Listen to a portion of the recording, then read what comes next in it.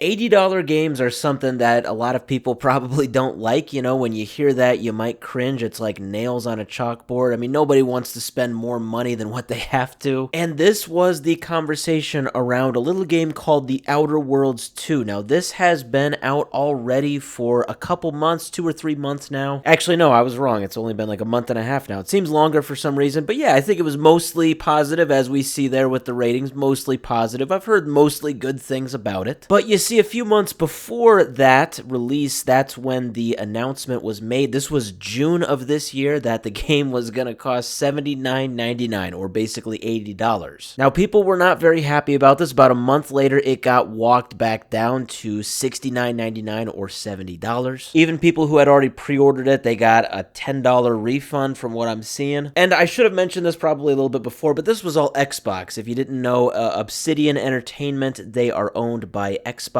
And the reason that I say that is because one of the heads of Xbox, Matt Booty, I always love his name whenever I say it. It's a great name. Basically, he had an interview with Variety, and he kind of talked about this a little bit. Now, in true executive talk, it's just, it is kind of vague, to be fair. But we do get a bit of insight on kind of what they think about this whole thing. So this is from this interview right here, 3 days ago. I've linked it in the description. And basically, it sounds like they are just evaluating things right now. I mean, he's not saying that, yeah, games are going to go back to $80 or something like that, but he's not saying that they're going to stay at $70 forever. They're just kind of evaluating things. We see right here, they talked about the AAA title $80 price tag. They talked about The Outer Worlds 2 and them rolling it back to $70. So it says, Matt Booty says the company is still evaluating its approach to pricing in the future. So he said, our whole focus is on delivering player satisfaction and delivering player value, and we are always going to be listening to what people want there. He says, we've reacted in the last year, and I think for us, the real focus is going to be meeting people where they are. And he says that it's basically going to be less about focusing on the price of a game and more about focusing on the content going forward. And he says at the end there, right now on the content side, we do not have any pricing updates. So right now, things are going to stay for the AAA game price at $70, but they're going to be evaluating things as they go forward. I mean, let's be honest, it ain't going to stay at $70 forever. I still think a lot of this is going to come down to the inevitable price of GTA 6. I mean, if they're going to price that at like $90 or $100, if Rockstar decides to take that risk of putting the $100 price tag on the base game, I think companies like Xbox will follow suit and they'll say, yep, that's now the baseline for AAA games. I think there probably will be quite a big reaction to that, probably mostly negative among gamers. Whether or not that will have an impact like it did on The Outer Worlds 2, that's kind of anybody's guess, but for right now, for